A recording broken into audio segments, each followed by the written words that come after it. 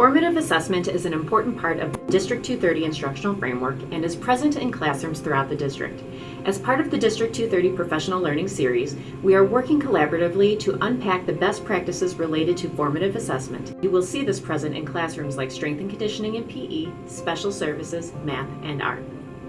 I define formative assessment as checking for understanding, making sure that our students know why they are doing what we are doing in class, and being able to build off what they are doing to monitor their progress and their growth within the semester. We see students producing target trackers, progress monitoring forms. We see students giving each other feedback from peer-to-peer activities.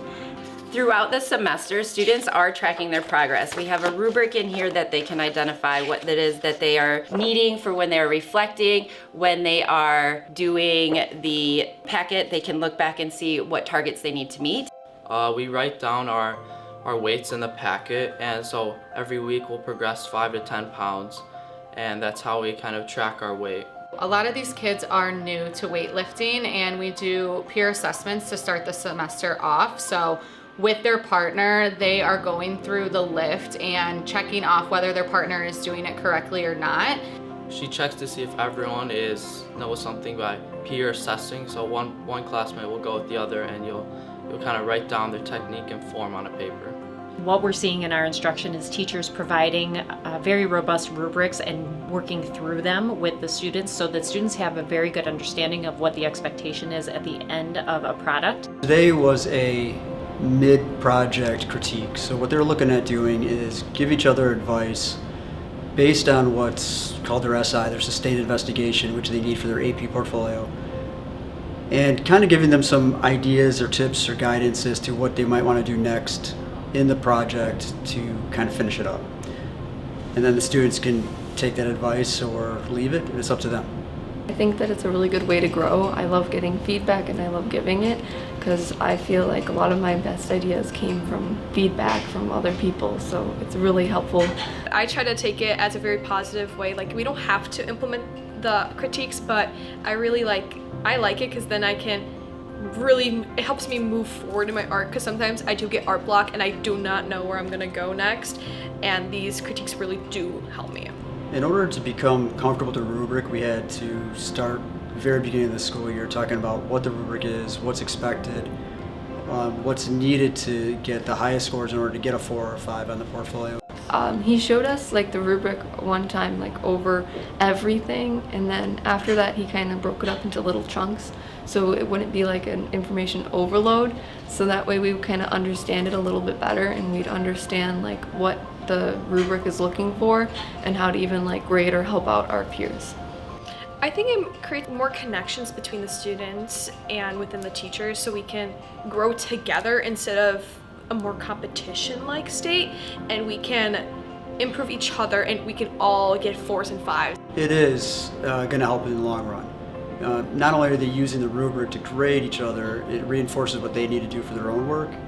And then when we get to the end of the school year, when they have to submit, they sit down with the rubric and they score it themselves. So they have a pretty good idea of what their score should be when they submit it. One thing that we're really focusing on is kind of the metacognition behind that. So students and teachers really considering, how am I understanding what the learning process looks like, and then using that in my progress towards mastery. They're able to do those on their own then, and I always tell my students and my staff, like, this is you time. You tell me what you know, you show me what you know, and then I take those slips or activities at the end of class and I basically highlight where we went wrong. And a lot of times most of my students went wrong in the same place, which helps inform my instruction. I've done Google Forms where students select what they were learning about, what their data was, how well they did, and how they felt about it. I feel confident to keep learning, about sometimes I a little worried, and I'm proud that I got a good report for October. Another element that we're looking at has to do with providing feedback that is impactful and will move learning forward, as opposed to potentially shutting it down, which our teachers are engaged in meaningful conversation, challenging work to ensure that the information and the product that they're producing and giving to students is helpful both in the moment, but also for parents and support systems to be able to understand where students are and how they're going to move forward. So the whiteboards are like crucial in my classroom because when the students are able to write their answers and show all their thinking on the whiteboard, I can quickly walk around the room and see what they know, what they don't know, what misconceptions they have, if they're making a mistake. And it's just so visible to me and also to others. So it helps them be like, oh, hey, like this student has something different, let me take a look and have that conversation. So not only are they like looking at each other's work, but I'm able to look at their work and really quickly assess like, yes, they got it, no, they didn't, and then where that mistake is. Maybe write down right now, if I had a mapping diagram and I said it was 1 to 1, what would that look like? Let's see. The whiteboards do so much. We have these whiteboards here, and I also have some that are just sticky on the wall, and all of the whiteboards in the room help engage the students so much. They feel like they can take more risks with the whiteboards because they can quickly erase their answer and it's not set in stone, and it just promotes so much more engagement and conversation with the students. Do you guys agree? Yes. They all passed the vertical line test? Yes. Yes. Asking you guys, what do you think? Yeah? Okay, if you think that they're all functions, knock on your table. You got a lot of support in here. Amazing. Okay. An important theme in all 5 PLEs has been about a partnership with students. We're trying to empower students, and we do that by making them partners in the process.